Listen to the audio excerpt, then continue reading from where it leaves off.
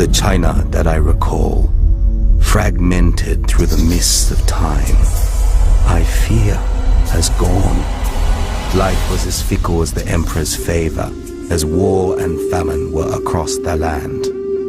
No, Guangdi, I beg your help. I prayed to the great Lord Guangdi to help me find my father, who had long ago journeyed to Van Diemen's Land. China had fallen to the ravages of the Black Plague. We felt lost and forsaken. The only hope for my family was to follow father to Van Diemen's Land and to seek fortune there. Guangdi appeared to me. Go! Your answer lies in the heavens. Follow the Red Phoenix of the south. It will show you the way to the Azure Dragon Palace in the east. From there, I will summon the Team Dragon to watch over you. There you will find family and fortune. I offered thanks and prayed to him to watch over my mother. It broke her heart when I told her of Guangdi's words. Don't fear, Mala. Guangdi. We had not heard from father for many years. She did not want the great southern land to swallow me too. But I could make a fortune and send money home, as others had told of great riches to be made from the mountains of tin. She knew she could not stop me, so she gave me, her only son, a dragon of her own to protect me. The voyage was treacherous. I held on to my mother's words and her amulet, which kept me strong. We held fast through the South China Sea and the Pacific Ocean, past Misery Bluff, Craggy Island, and across Deep Bight to the coast of Van Diemen's Land. Oh, after 2 months, we finally arrived. We were unloaded at the docks of Launceston, just like the rest of the Mandarin's property. Many of our people already here. The Canton Grand Opera were even performing at Albert Hall. We traveled again by ship to Bubi Ala, walking for 3 days the old port road to Garibaldi, and the 3-notch track onward to the Blue Tier. I continued alone, following the rivers of tin to Gould's country.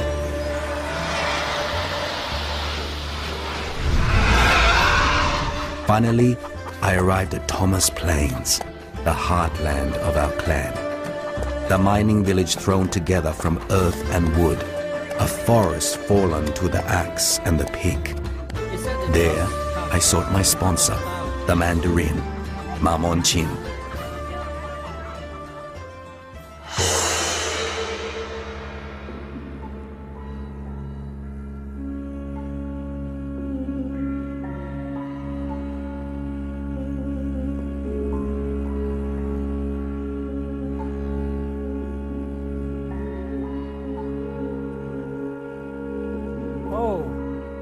I've been expecting you. Welcome. I asked about my father.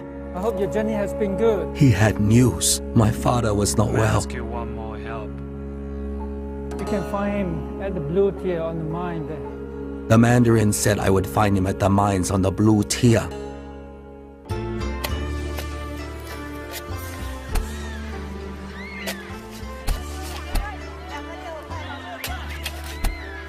Then, the forest cleared.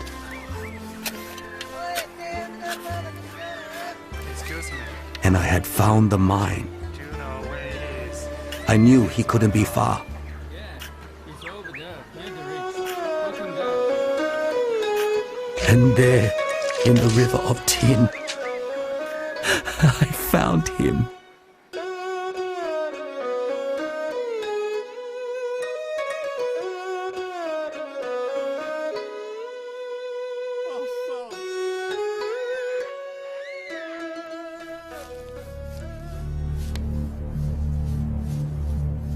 I sent news home that father had been found.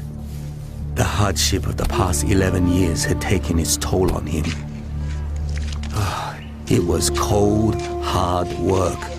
Our clothes wet all day, our feet bound with rags to stop them bleeding. At night, father would be so tired he could barely eat. His suffering made me more determined than ever to find our fortune.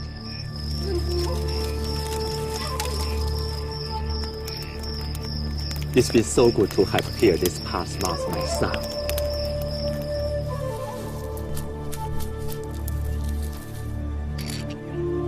When we finally took the tin to be weighed, Guandi smiled upon us. The price had never been so good. Our new fortune brought great joy to my father. I would never have done so well on my own. But it could not mask the sickness of his body and his longing for home. I took my father to the herbalist and bought opium. Of course, you have the opium. You will get well very soon. So he could heal his ills and forget his hardship. Guandi would smile upon us again at the gambling table.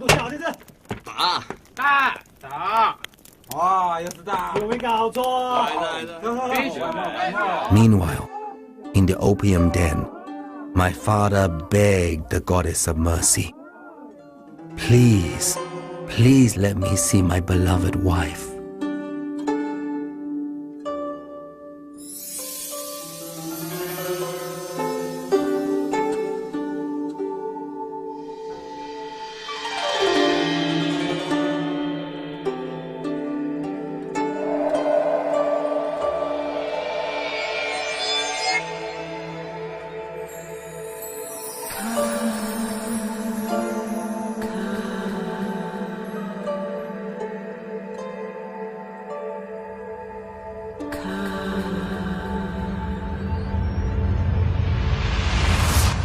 Our good fortune meant that father could finally return to China. I made sure he took riches home with him to fulfill my promise to Mara. I thought Guangdi had blessed all of us, as the mountains of Tin had helped Van Diemen's Land to survive. Federation had given us hope of a better life. So I stayed to have a family of my own. Two cultures met as one and celebrated the birth of a nation, the future seemingly bright. However, within a short time, we would no longer be welcome here, our efforts forgotten.